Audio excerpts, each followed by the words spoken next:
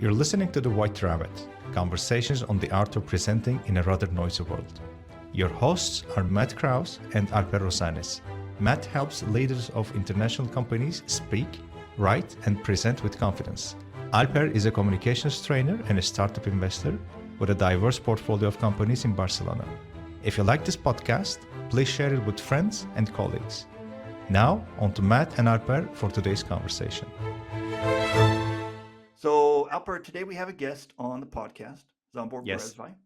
And Zombor is head of economics and market research at the Hungarian Competition Authority. And he's also an assistant professor at Corvinus University of Budapest. And Zombor, did I pronounce that correctly? Corvinus University? Yes, Alper, Okay. your pronunciation was correct. Okay.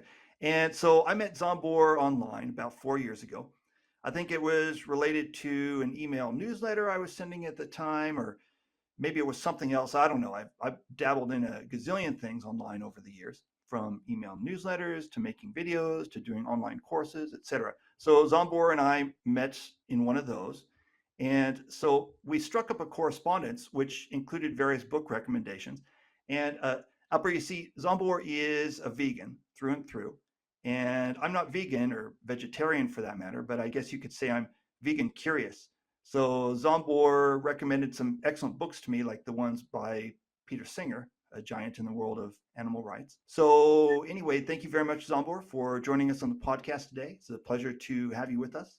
Yeah, thank you, Matt and Alper, for inviting me, and it's also a pleasure from my side to be here. Zombor, I assume you have read Eating Animals, right? By Saffron. Yes, Yeah. I also read that one. I'm not Matt, familiar. did you read that one? I am not familiar with that book. What is that book? Well, it's about, I think it's a high advocate of being vegan, if I understood the book correctly. And I think, if I'm not mistaken, it's the same author who also wrote Everything is Illuminated, if my memory is not playing tricks with me. Yeah, the author is called Jonathan Jeffren. Saffron Yeah, something like that. Yeah, I'm struggling with the pronunciation of the name.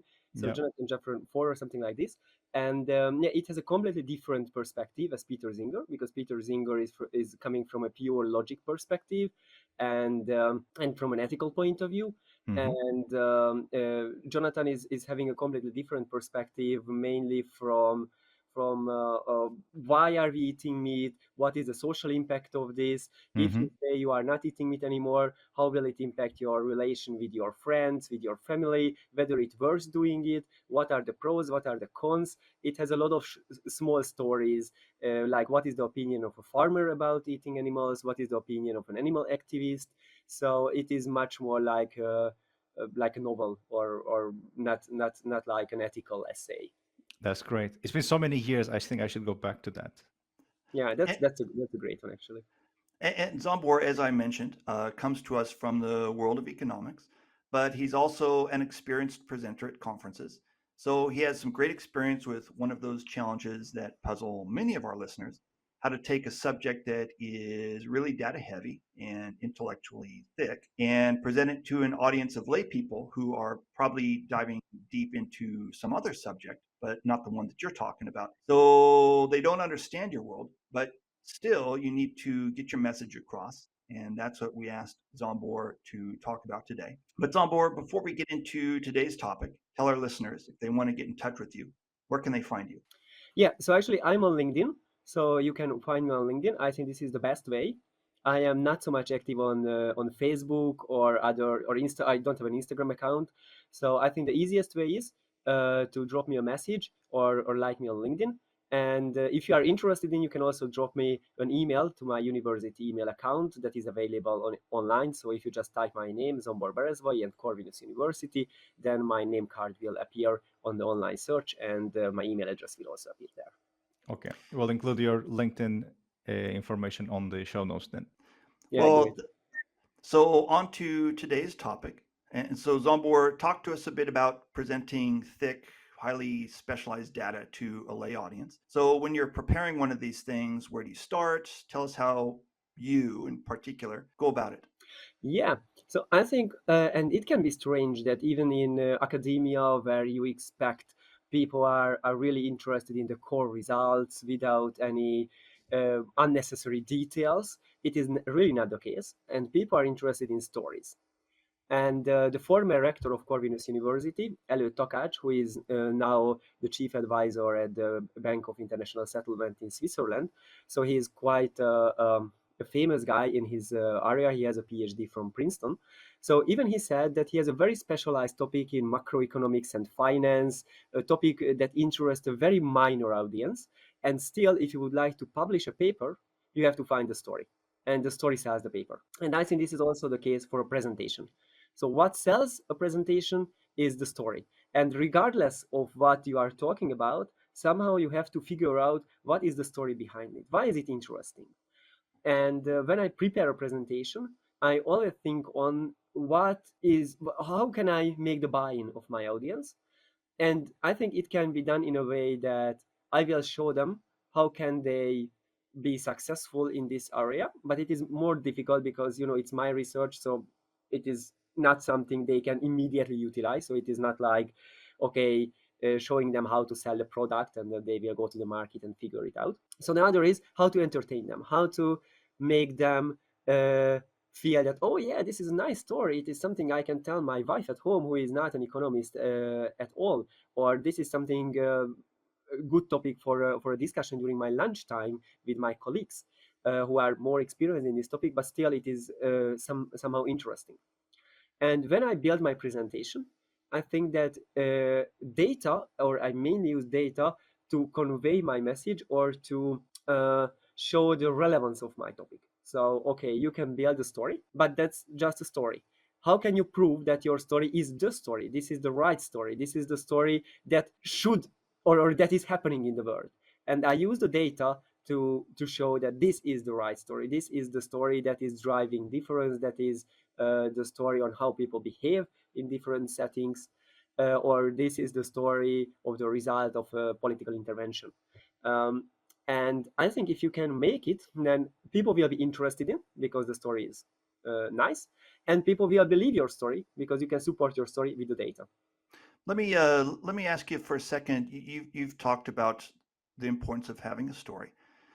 So you're building a presentation, you're getting ready for a conference and you're building a presentation. How do you know what, I mean, there are a gazillion stories that you could be telling. How do you go about picking one of them, or how does that work? Yeah, so mainly the story is coming after the results or after the data.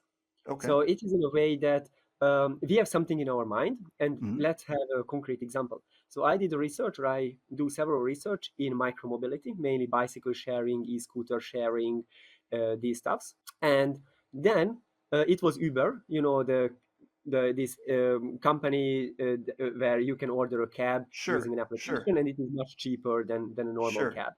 Oh, And this Uber was basically forced out from Budapest. So the okay. legislators or the Hungarian legislators passed a law which basically said that you can't operate for lower prices than a cab. And then Uber said that, okay, if I can't take the advantage of my price, then I will leave the market.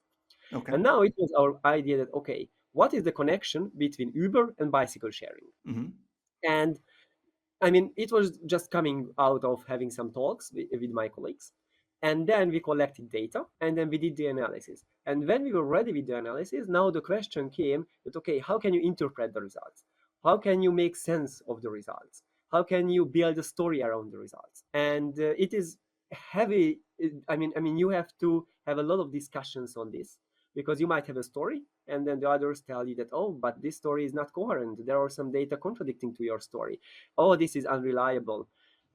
So our result basically told us that after the removal of Uber from the Budapest market, bicycle sharing usage declined. And it is kind of surprising. I mean, what is the reason that if you can't travel by Uber, you will utilize other transportation modes, including bicycle sharing, more because you still have to travel? So how come? And then we also separated our sample. There are heavy bicycle sharing users, those who have a pass, so they have basically an annual or a monthly subscription, and those who have only one-time tickets. And in case of one-time tickets, the elimination of Uber increased bicycle sharing usage. So this is Okay. what we have expected. But And among the pass holders, it was the uh, different. Yeah. so back up a second. You made an interesting point there. Let me see if I heard you correctly. So one of the points that you mentioned was that it's really important to run the story by others in your group to make sure that the data is supporting the story. Did I hear you correctly? Yes. Yes, so it can be that I mean I make some data analysis, I come Uh-huh. up with some results, and I build a story in my mind. But maybe I skip some details, Ah, uh, or somehow I was too much focused on my own story, and it uh, is very important to have others who can tell me that, oh, you overlooked something, or there is something that is not current or not realistic in your story. okay. And Alper, in a moment, I'm going to throw it over to you. Do you have any questions for Zombor at this point? I do, but I'll Eh, wait. Okay. And Zombor, the reason that I asked about this is that often when people are talking about stories and the importance of stories, and often when our customers are talking to us about stories that they're coming up with, they kind of come at it from the perspective that one person alone is enough to make a story.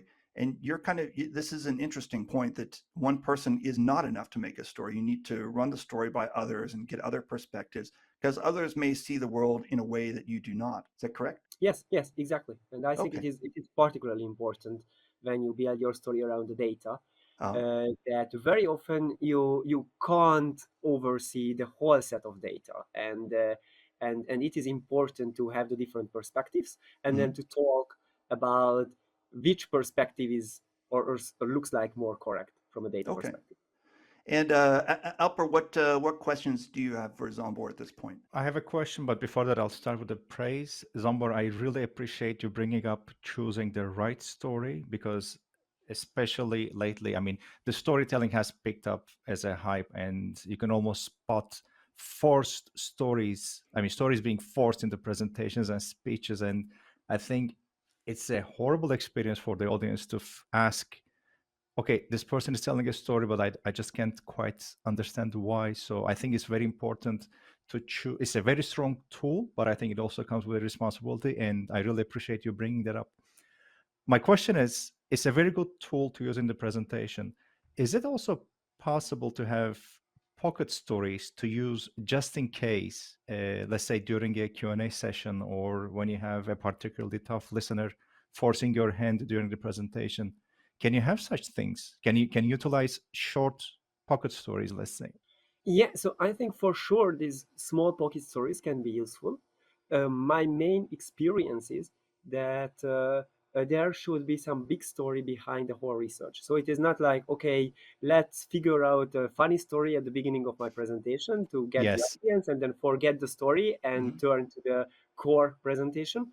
It is mainly the story that is the core presentation. And my whole research findings are connected to this story. Hmm. And basically, the end of the story is the end of my presentation. And then there should be some conclusion on, okay, this is the finding, this is the result, and why is it interesting? And in this regard, I can tell to my audience that this is interesting because look, this is the story behind, and this story has some important consequences. Great. Matt, I have a follow-up. Sure, go for it. And that would be uh, after your research, I assume you are the owner of a giant set of data, a big sea of data. How do you decide then which ones to choose and incorporate into the story or to the presentation? Yeah, so of course we have data, but we do some analytical stuff. So we apply different methodologies to process the data and come up with the results we are looking for. And I think actually this is a kind of problem somehow at university, that there is a bias towards finding the results or publishing the results that are interesting, that can support a nice story, because this is Hmm. the research you can sell. And this is called uh, p-value hunting, when you do a lot of research and you scrap basically 80% of the research, but you are only publishing the interesting stuffs, those Mm. where you find a significant relationship. Mm. And basically you are like hunting for the significant stuffs, and you are not reporting those that are less relevant to your story, or that might be somehow contradictory to your story, or those that can be interesting from a knowledge point of view, but still you can't build a story around them, so you believe that it is not sellable. Hmm. Okay. So you're picking up the ones that would resonate the most, but we need to be careful not to put too much polish onto it and make it look like something that it is not. Yes, yes. So exactly. So sometimes I feel that, oh, there is a good research, there are some potentials, but still at the end we can't build a story. It is kind of a Me Too product. So saying that, okay, something is happening as you expect to happen, Mhm. and then it is difficult to build a story around. So you might scrap and you might say that, okay, I will more focus on other stories. Is it still common to use lecterns in academic presentations, by the way? This is unrelated, complete unrelated to stories, but I think that's part of my overall experience in my life when I was on some university grounds listening to a professor or an academic presentation, get behind a lectern and just read. Is this still the common practice? So in academia, you have a large variety of speakers, and yeah, there are those who are very good at research. They can really publish nice papers, especially in the field of mathematics or stuff like that. But they are very bad presenters. Yeah, so sometimes it is happening. I remember that it was at Corvinus University when I was a BA student, and it was a lecture about some European Union knowledge stuff. So, and there were slides completely written, and the guy was Oh, standing yes. in front of the computer and reading the slide word by word. So it was crazy. Okay, we still have a lot of room for growth in that area Yeah, then. for sure. So, Alper, we're about to run out of time, so we have time for another question before we go. Mhm. So, who should go? Do you want to go or should I go? Now I'll give the floor to you. Okay. So, Zombor, let's make this a little more specific so that our listeners have something nice and tangible that they can walk away with. So, one of the pushbacks that we get often when we promote telling a story is that, oh, if I uh, turn my data into a story, then people aren't going to take me seriously, blah, blah, blah. So, let's give these people a nice, tangible example that they could use. Uh, for example, do you have a recent experience with a story that basically went like this? We had an idea, but the data didn't support it, and here's what the data showed us.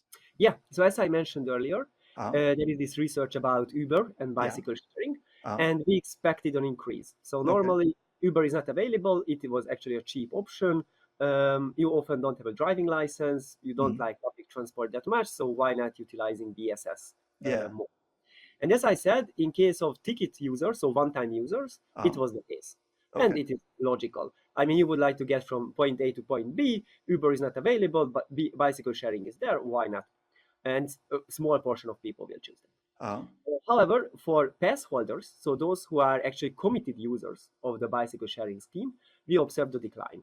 okay. And it was very contradictory. I mean, how come you are frequently using BSS, and whenever they eliminate Uber, you tend to use it less frequently?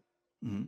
Then we were thinking on what if there is a kind of uh, complementary stuff. But Okay. yeah, complementary. I mean, who believes that you are living somehow in the outskirts of the district? You are Mhm. going to work because BSS is often used for commuting to work. You Sure. commute to work, and then you travel by Uber. And at one point in time, you stop using the Uber and you change for a bike. I mean, it is less uh, clear how large percentage of people can behave like that. Sure. So we were thinking on what can be the motivation, what can be the story behind, and then we figured out that there is a so-called temporal substitution, Uh-huh. which means that, for example, whenever you go to work, you utilize the BSS, Okay. and in the evening, for example, you go for a party or you have a drink with your friend, and after that you might drink some alcohol. You are a bit tired. You don't want to use the BSS, but rather Mhm. utilize Uber. Yeah. And whenever Uber is not available, you check that, okay, you don't like public transport. Your uh, cab is way more expensive, so you don't Okay. want to spend that much money. So Sure. what about using your own car? But if you Uh-huh. use your own car, then you have to commute by your own car to your Sure. workplace. So it Sure. is not like replacing the route made Uh-huh. previously by Uber, but you are replacing your entire journey, Okay. including the morning journey that used to be done by BSS. Okay. And I think this temporal substitution is the story that was behind uh, our results. And whenever I present this paper, I always focus on this one. And it is very nice to see the different behavior of the different user groups. So before we go, so tell me a little bit about the different behavior of the different user groups. So when you're in front of the audience, or let's talk about the audience in this case. So when you're in front of the audience, how do they respond to a story like this? So I think for the pass holder, so for the ticket users, so the one-time users, Yeah. I think the story is very common. Okay. So they see that, okay, and it is good because it means that our research has, I mean, we are not screwed up our entire research because there are some results that are in line with your expectations. Yeah. And there is the other one, and basically the fact that we find something commonly expected for one user group somehow validates our research for the other, because it is difficult to say that you screwed up your entire research, because look here, it is what you are expecting. Sure. And then if you argue, of course, there are often nice discussions about it, how reliable it is, how unreliable, whether people really behave like this or don't behave like this. What we also do, we collected several research, not done by us, but for example, customer research asking BSS users whether they have, for example, a driving license, whether they have a Sure. car, whether it is really an option for them. How often did they use Uber when it was available? Sure. So, and if you basically puzzle these small stuffs together, then you can support your idea. So it is your own research that you did, and you are looking for some supporting data from others. Nice. Okay, And you will so still need to, just one point, you will still need to tailor the beginning and the ending of the story to make sure that it is understood by even the most common layman in the room, right? Yeah. So of course, an academic presentation has some normal flow, and for example, at the beginning, we present the setting that okay, this is Budapest, we have BSS. It was Uber. Uber was forced out by regulation, so it was not the decision of Uber. Of course, it was at the end of the decision of Uber, but It was forced, yeah. It was basically forced out. So we present these stuffs to get the basic understanding and to ensure that everyone is with us at the presentation. And then we are presenting the story, and at the end of the presentation we close it by showing some relevant stuff. So for example, if you force out Uber, then you might decrease bicycle sharing usage. That is a negative unintended consequence. And in a way, you come all the way back to your starting point. Yes. At the end of the presentation. Yeah. You wrap the whole thing up. They come back that, okay, it was basically a response for cab drivers demonstrating against the very low prices of Uber. You do something on the regulatory side, and look, it had a negative consequence, like people are traveling less by bike. Okay. So we've got to wrap it up for today. So thank you very much, Zombor, for joining us today. Thank you. Yeah. Yeah, thank you for inviting, and it was a pleasure to be here. And Alper, I will see you next week then, right? That sounds good, yeah. Excellent. Well, thank you very much. Talk to you later. Bye-bye. Bye-bye. Thank you for listening to The White Rabbit with Matt Krause and Alper Rosanes. You can subscribe to the podcast on Spotify, iTunes, or through your favorite feed.